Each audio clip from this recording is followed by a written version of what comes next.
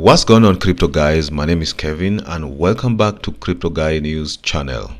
In this channel we bring you the latest crypto news, tutorials, analysis and opinions. Today we are going to look at the complete guide to candlestick patterns crash course part 1. So what is a candlestick? A candlestick is a single bar on a trading chart showing the market movement at a glance. The candlestick is made up of 4 pieces of information: the opening price, the closing price, the highest price, the lowest price, in a time period that can be 1 hour, 6 hours, 12 hours, 24 hours, 1 week, 30 days, and so on. So this is how the candlestick look like. We have the higher price, which we've seen. This is the higher price. This is the closing price, and this is the opening price. This is the lower price, and it's different. It's just the opposite with this one, where the open price now will be up, and this one the open price will be down, and the closing price will be down here. So it's just directly opposite. And this now the highest price of that candle, and then the lowest price of that candle, just the same as this one.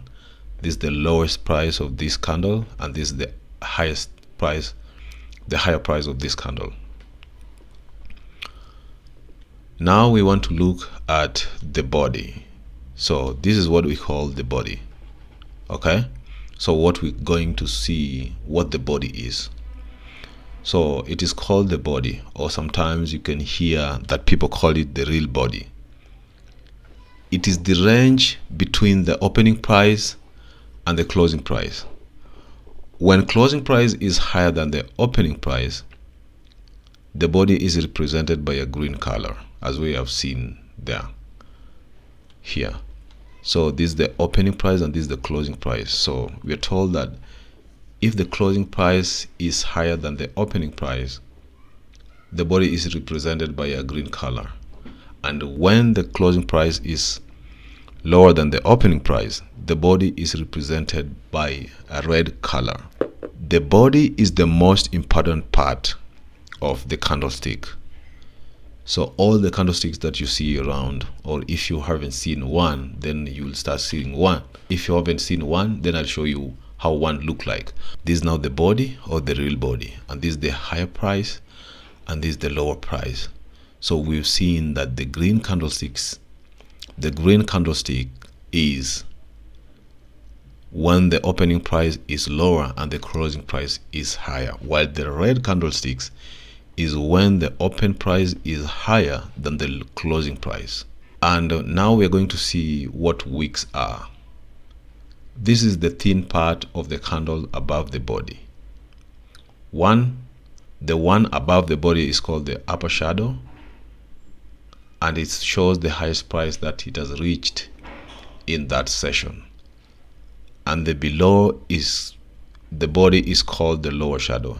It shows the lowest price it has reached in that session. They are considered the price fluctuations.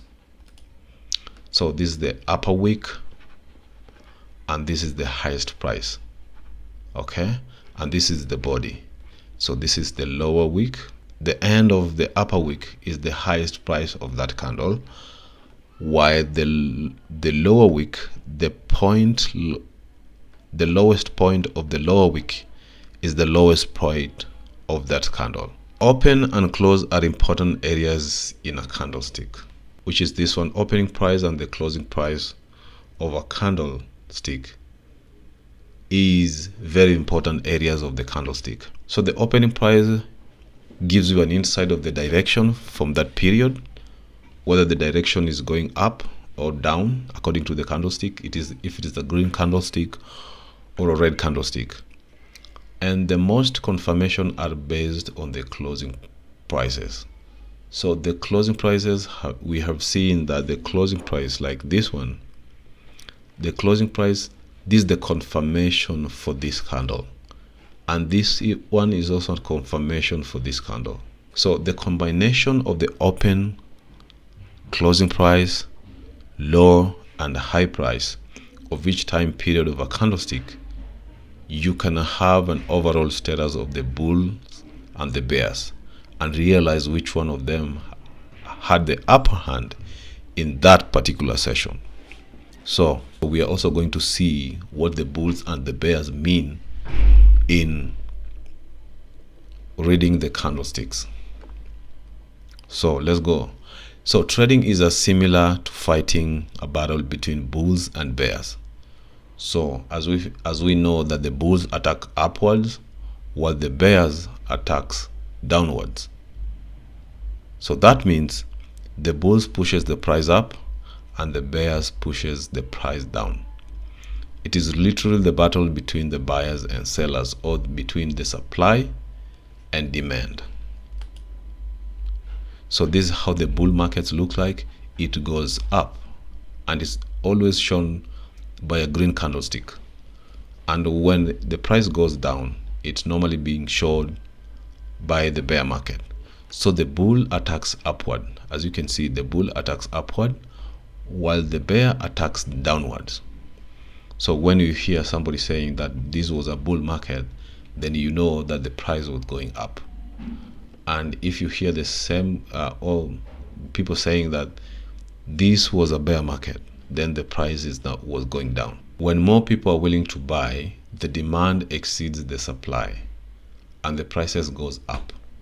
So when you see prices are going up, then the demands exceeds the supply and the prices goes up, and bulls become the winner of the fight. So, and the opposite is true, that when more people are willing to sell, causes the supply to exceed the demand and the prices goes down and the bears take the control of the market. Now that's one we'll call it as a bear market.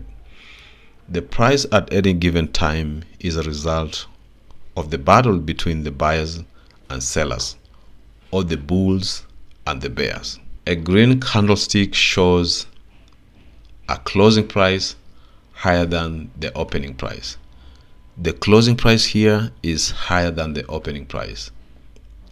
That means in that session, the bulls had the upper hand and took the control of the price and moved the price up higher than when it opened. So the price here opened lower and closed high. So this is called the bull market because the price is going up. As we have seen, the bulls attacks upward. So that shows that the price was moving on an upward direction. People are saying that it is on an upward trend. So that is the bull market. So meaning that more traders were, so when you see a candlestick like this one, then you should know that more traders were interested to buy and the demand was greater than the supply in that time period, which caused the price to go up. Okay? And the opposite is true. The red candlestick shows a closing price lower than the opening price, just the opposite direction of the bull market. So the opening price is, a closing price is lower than the opening price. In that sessions, the bear had an upper hand and pushed the price lower than the opening price. So this is a candlestick that was going down. So the bulls had an upper hand because they made the price go down. So the price opened here and then closed at downward. So this is what we call the downward trend.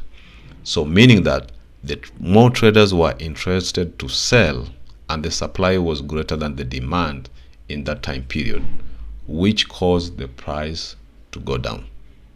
Okay?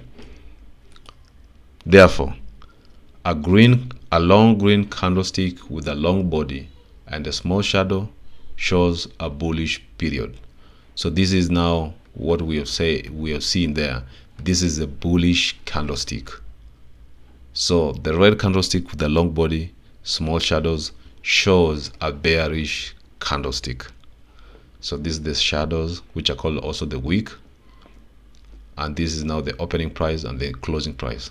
But this one has an opening price down and the closing price at the top. So if one of them is shorter, the longer one is more bullish, because in that session the closing price is much higher than the opening price, and this shows that the buyers were more active and were more aggressive in that session and drove the price on a higher level. So this one here, this candlestick, the first candlestick, is more bullish. As you can see, it's called very bullish. Sometimes you can hear that they call it more bullish or very bullish. And the smaller candlestick, green candlesticks, is called less bullish. Okay, so this one shows that the buyers were aggressive in this session than this. And this one also, the buyers were, so the buyers were aggressive in the two, while in the two, the last two, the buyers were less aggressive. So this is more bullish or very bullish, and this is less bullish candlesticks. With the red candles, the longer the red candles is more the bearish, and it shows that the sellers were more aggressively pushed the price down in that time period and compared to the shorter red candle.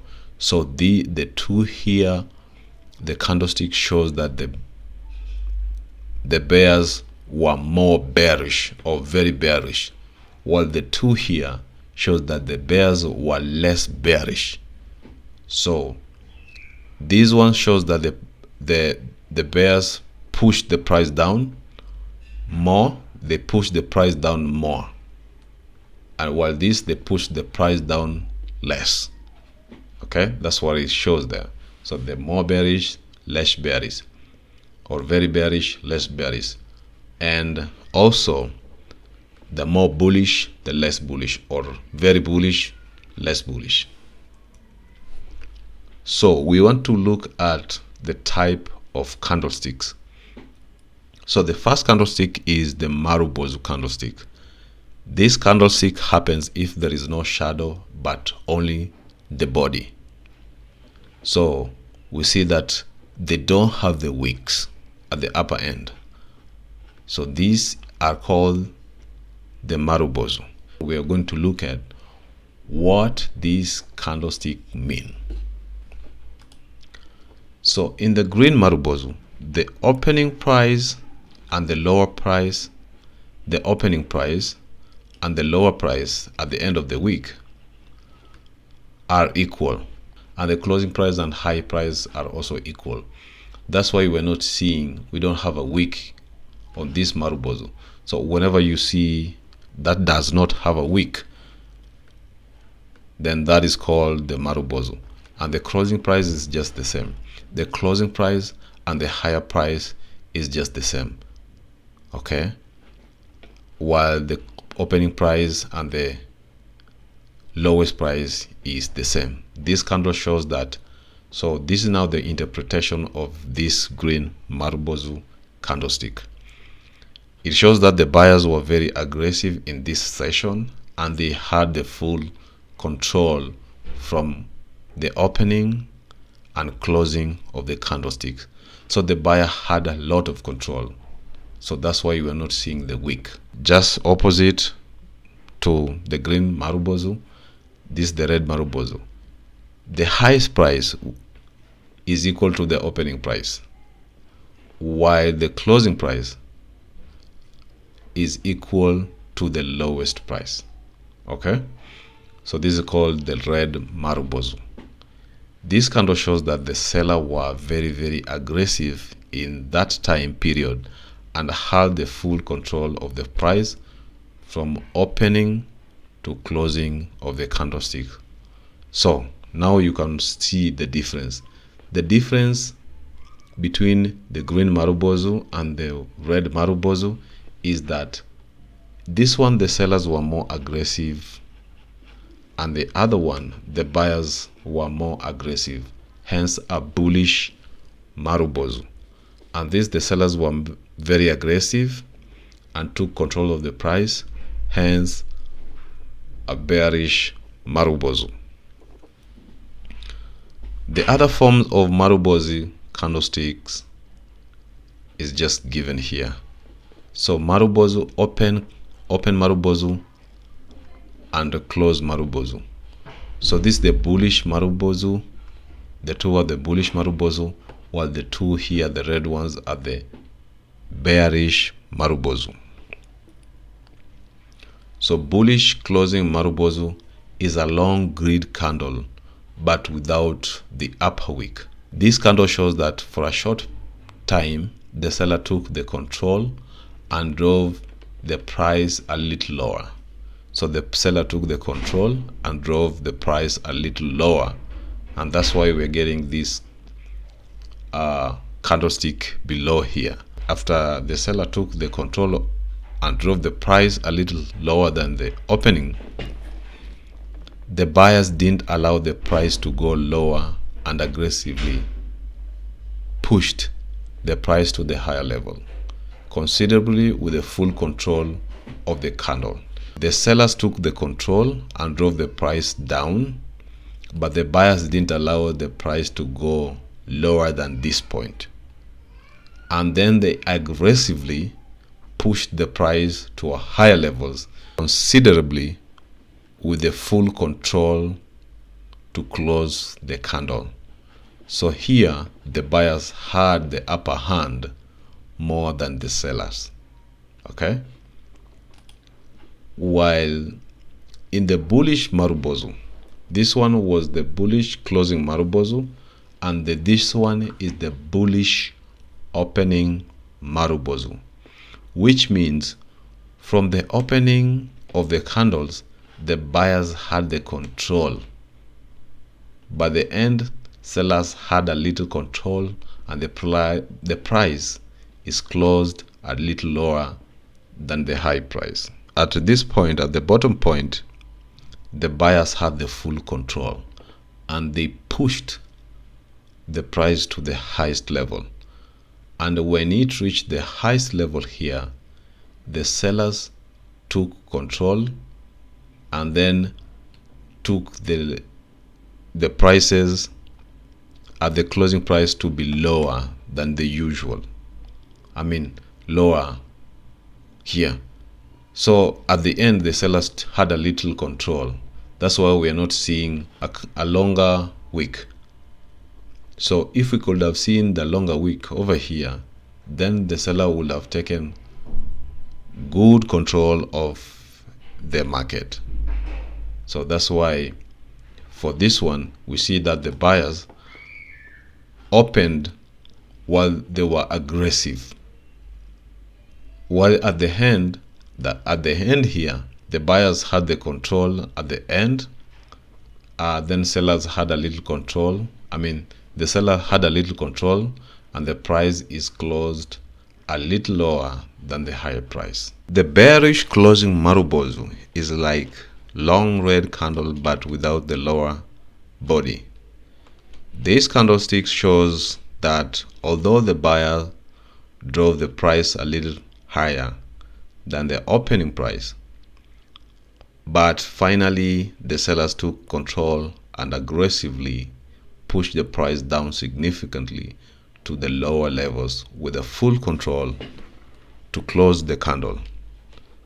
So at this point here, the top point, the buyers drove the price a little higher, but finally the sellers took the control and aggressively pushed the price down to the lower price significantly with the full control, and then this candlestick closed. So the bears took control of the price and closed the price downwards. The bearish opening Marubozu we don't have an upper shadow but a smaller lower shadow. So we can say this candle is just a little weaker than the red Marubozu, and its selling pressure can be considered as the long red candle. So that's what happens with the bearish. It's just same as this one, but now the sellers, the buyers wanted to take the price a little bit higher, but they were overpowered by the sellers and then closed the point and then closed the price at this point. So the sellers here overpowered the buyers to close the whole candlestick. Another candlestick here is called the spinning top. This happens if the body is small, and the shadows are long, or one shadow is small like this one and the other one is long. These are called the spinning top. Whenever you see such like candlestick, they are called the spinning top. The spinning top become more important when they are parts of a certain formation with other candlesticks. So that means you can't decide the price of the market according to the formation of a spinning top. So there should be another formation of a candlestick or other candlesticks to confirm what the spinning top is all about. That means that it can't stand on its own. So a small movement from open to close shows a tug of war or indecision and a standoff between the forces of buyers and sellers. In case of long shadows, it shows that both buyers and sellers were active during that session, but none of them could take the control of the price, and the result was a little standoff. So as you can see here, the price didn't go higher and the price didn't go lower. So there was a tug of war between the buyers and sellers in this candlestick. That's why it says, we're reading here that during the session, none of them could take control of the price, and it was a result of a standoff. The buyers didn't take the price up, and the sellers at the same point didn't take the price down. So the spinning top are natural and they don't mean anything, but they are indecision. The smaller the body, the shorter the shadows, the greater the amount of indecision. So when you have a smaller body but longer shadows here, that means that there was more indecision on this candlestick, this spinning top candlestick. So the bearish top, if the spinning top forms at the top here, and it shows that warriors were weakening and there's a possibility of turning of the price. Okay, so when you see a bearish spinning top here, so there was a little standoff between the buyers and sellers, but the sellers overpowered the buyers, and then we got this bearish spinning top. The bullish spinning top is just opposite direction of the bearish spinning top. So we're told that if it appears following a decline or a near support level, in other words, if it's from the bottom of the bullish, it shows that the sellers are losing strength and there is a possibility of changing the direction of the price. So if we have a long upper shadow and a small lower shadow, or the candle does not have a lower shadow like this one, okay, it means that there was a little movement between the opening and the close. The long upper shadow shows that at first the buyers had the control and drove the price higher levels, but then the sellers stepped in and took control of the price and pushed the price down near the level it was opened.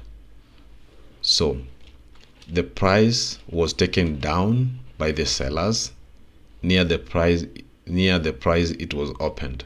So we see that the closing price and the opening price is near. That's why it's called the spinning top candlestick.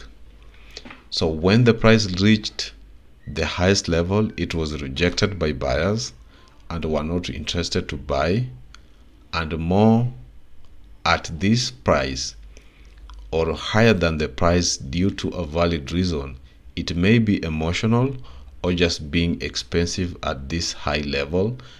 The numbers of sellers increased considerably at the price, and the price went back near the opening level. That is the same case that is happening here. Okay, so in this one, the buyers took the price up, but the sellers overpowered them, and we see that this candlestick is closing, so the open and close is just near because the price didn't go higher and higher. Just the same happens to this one. There is another candlestick called shooting star. When the candles form in the top, and in this situation it's bearish, showing selling pressure and gives the possibility of changing direction of the price. So when you see a shooting star here like this one, there is a very likelihood that there is a reverse of the pattern. There is difference between an inverted hammer and the shooting star. This is when the candlestick forms following a decline or near support level. In other words, when it forms. So in this situation, it's called the bullish. So as you can see in this diagram here, when we see an inverted hammer, we see a bullish period or a bullish session. But we see a shooting star, then there is a likelihood that this will be bearish movement. And in this situation, it is a bullish. It shows the pressure because being at the bottom, we see buyers were aggressive. So these buyers were aggressive and were strong enough to drive the price high. And this one here, the sellers were aggressive enough and pushed the price down. Okay, so the buyers here, the buyers were trying to push the price high, but the sellers overpowered them. And then we see a reversal of the pattern. This is now called the hammer. When it forms at the bottom following a decline near support level, it's called the hammer, and it shows the buying pressure and gives the possibility of changing in the direction of the price. Okay, so there is a possibility of direction of the price when we see a hammer, and it's different with inverted hammer. With the inverted hammer, we see the hammer. We see first of all, we see the price was going down, and when we see a hammer, we see a reversal. And the inverted hammer, when the price is going down, and then we also see a reversal of the pattern. This is now what we call the hanging man. It is when it forms in the top following an advance or near resistance level, and it's bearish, showing selling pressure because the lower shadow shows that the sellers were aggressive and strong enough that pushed the price down significantly. While the price was in the top near resistance level or in an advance, and this gives the possibility that the price may change the direction. So this is what how the hanging man looks like. So the price was going up and there was a reversal of price going down. But difference with this one the price was going down, and the reversal the price was going up. The hammer, while the hanging man, the price was going up, and then there was a change of direction. So they're just opposite of each other. A doji is similar to spinning tops, okay, but looks like a plus sign. So this looks like the spinning top. We've seen that the spinning top, the close and the opening price is a little bit bigger than this one, and just the same as this one. But in doji, it just looks like a plus sign, and there is it shows that decision and a standoff between the forces of buyers and sellers. So this one greatly shows the forces between the buyers and sellers. So there was a little more standoff than the spinning tops, and the degree of indecision is higher because we don't have a body. So you see, we don't have a body, but in the spinning top we saw that there was a body here. So the aggressive, the standoff or indecision between the buyers and sellers is more on doji than the spinning top. So the doji candlestick is neutral, and the mean indecision and the full interpretation depends on where it forms and what the previous candles look like. So like this one here, we have an indecision or a reversal of a trend, and this one also, there is another indecision here and then a reversal of a trend. Then a doji that forms on top of a doji that forms in the top following an advance or near resistance level shows that the buyers were weakening, and a change in direction of the price may happen soon. We see that the doji's candle here, and it shows that there was near resistance levels and the buyers were weakening, and then now we see a downward trend. Now the sellers took the market, and then we had the bearish market here. So there was a trend reversal here. So when it forms in the bottom, the following a decline or near support level, it shows that the sellers were weakening and the buyers were taking control of the market. As you can see, the sellers here, they sold, and when they reached here, they weakened, and then there was an uptrend. So the buyers took control of the market, hence a reversal of the market. The previous candle also show important interpretation of a doji. For example, a doji after long candlestick is more significant than being after a short candlestick. Dojis are mostly considered in a combination with other candlesticks to form a pattern. As you can see here, the long candlestick followed by a doji is considered more than a short candlestick like this one near the doji.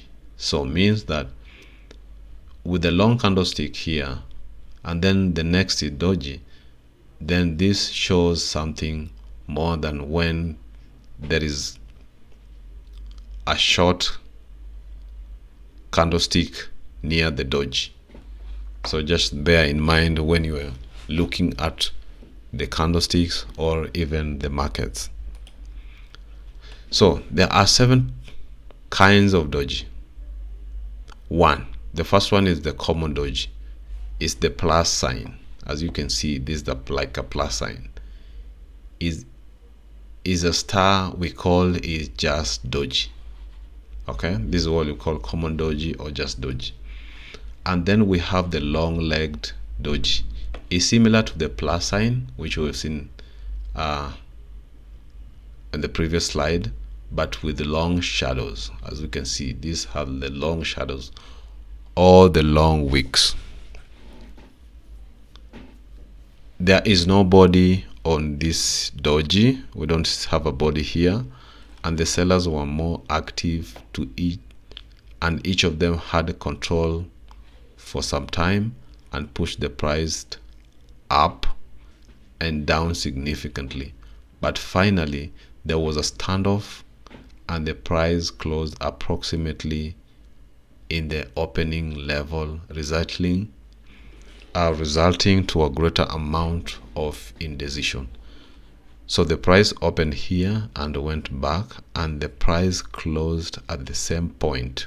Closing price and the opening price are just the same. That's what we see. This is called a long leg doji. The cross doji. It is naturally bullish, but being bullish or bearish depends on where it forms. Forming in the bottom following a decline or a near support level, it shows buying pressure and gives the possibility of changing in the direction of the price and forming following an advance or near resistance level. It shows selling price and gives the possibility that the price may change. So we also have the inverted cross doji, like this one here. It is naturally bearish, but the interpretation of being bullish or bearish depends on where it forms.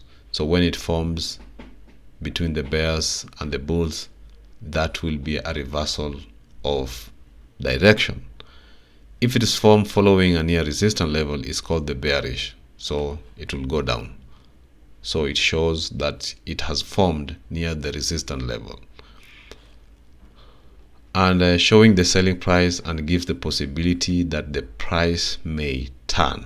And when it forms following declines or near support level, it will be bullish. So the cross doji, when it happens following declines or near support levels, this will be a bullish uptrend, and it shows the buying pressure. And the reason of being bullish in this situation is that we have signs of increased buying pressure in the bottom, which gives the possibility of changing in the direction of the price.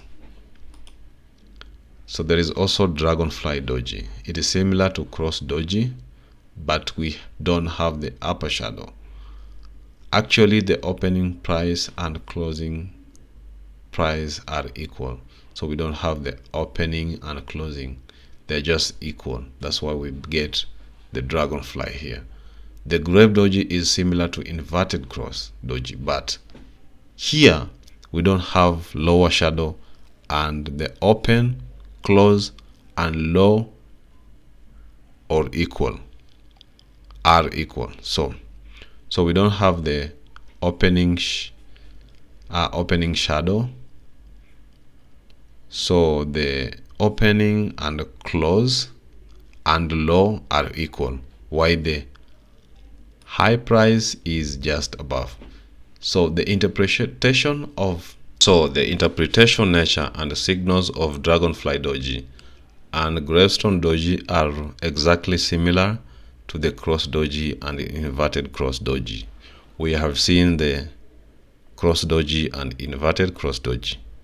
So if you want to know the similarity for gravestone and dragonfly, you just read or you just watch the similarity between the cross doji and the inverted cross doji. The only difference is that the dragonfly doji and the gravestone doji are more significant, and they are actually considered the ideal version of cross doji and inverted cross doji respectively. So the gravestone doji and inverted cross doji means the same thing, and then the dragonfly doji and the cross doji also mean the same thing. Okay, and we see 4 price doji. This is when opening, closing, high and low prices are equal, and we only have one horizontal line. Okay, and it shows this one shows the ultimate indecision, greater amount of indecision compared to plus sign doji. But for price doji is not very common, and it rarely forms on the charts. So you will not see this one oftenly because it doesn't form, it is rarely forms on the charts. If you're new to this channel, then click the subscribe button and turn on the notification bell so that whenever we upload any other video or the part 2 of the complete candlestick patterns, then you will be updated. So watch for that part 2, and do not forget to like this video, share it with your friends so that we grow the channel.